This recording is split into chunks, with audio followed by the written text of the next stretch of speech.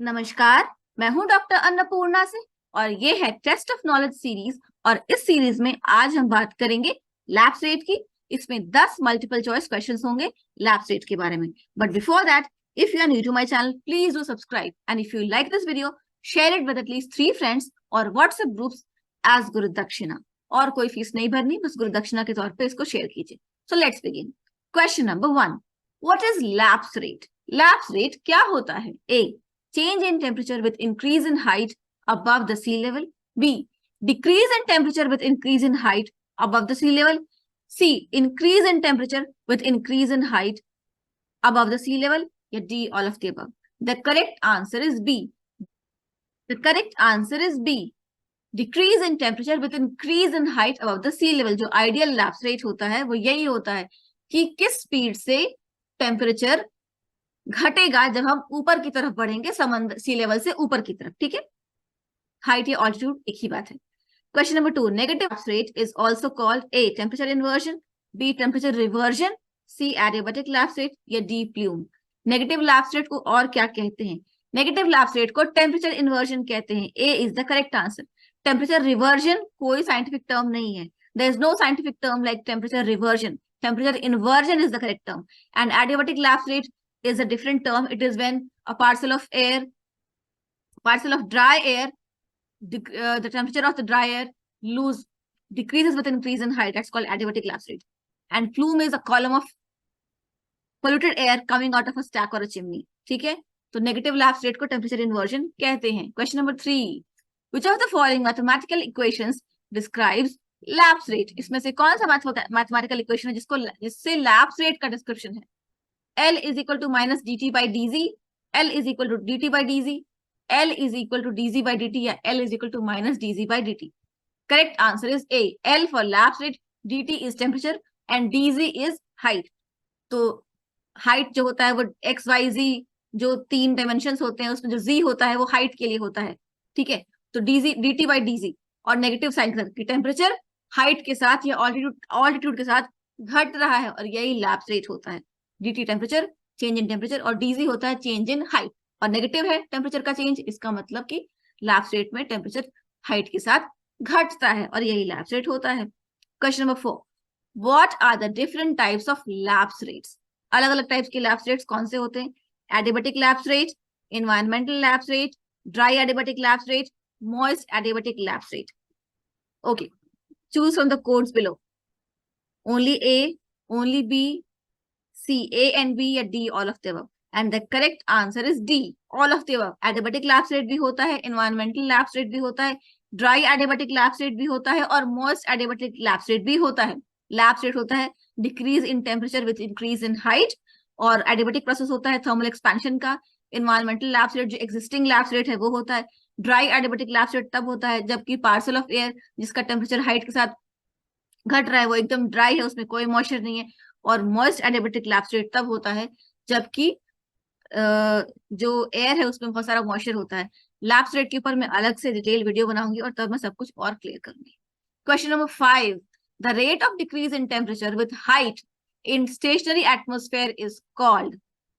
Okay, जब stationary atmosphere होता है, स्टिल एटमोस्फेयर होता है, तो टेम्परेचर जब हाइट के साथ घटता है तो उसको क्या कहते हैं? Environmental lapse rate, dry adiabatic lapse rate या wet adiabatic lapse rate? Correct answer is A, environmental lapse rate. Environmental lapse rate is a decrease in temperature with increase in height in a stationary atmosphere. Okay? Still atmosphere में ज्यादा interference, ज्यादा turbulence नहीं होता है तब। Question number 6, rate at which temperature of an air parcel changes in response to compression or expansion with respect to changes in elevation is called adiabatic lapse rate, ALR, environmental lapse rate, ELR, moist adiabatic lapse rate या dry adiabatic lapse rate। और सही उत्तर है A, adiabatic lapse rate.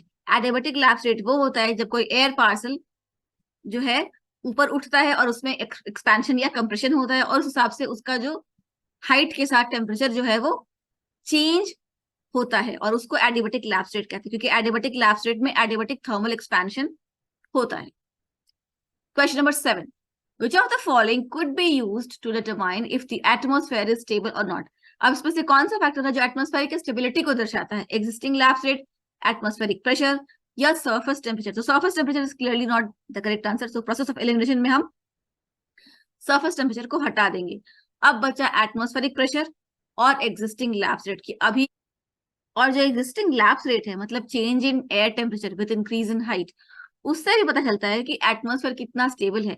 क्योंकि अगर normal environmental condition है तो change, तो हाइट के साथ टेम्परेचर गिरेगा, लेकिन अगर इन्वर्जन कंडीशन है तो हाइट के साथ टेम्परेचर बढ़ेगा, और इन्वर्जन कंडीशन में जनरली स्टेबल एटमॉस्फेयर होता है।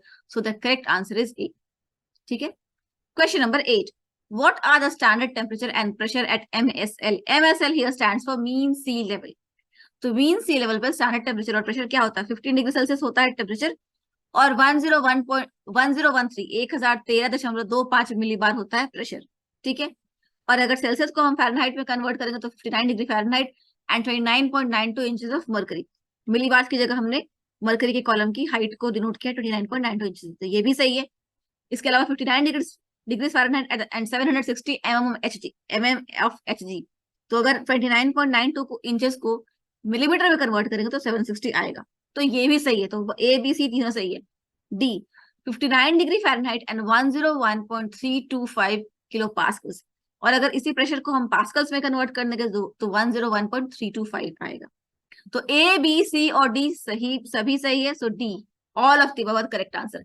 ये क्वेश्चन मैंने स्पेशली डाला ताकि आपको पता चले कि एग्जाम में कभी कभी आपने 15 डिग्री सेल्सियस रट लिया है, पर एग्जाम में 59 डिग्री फ़ारेनहाइट लिख देगा तो आपको लगेगा गलत है।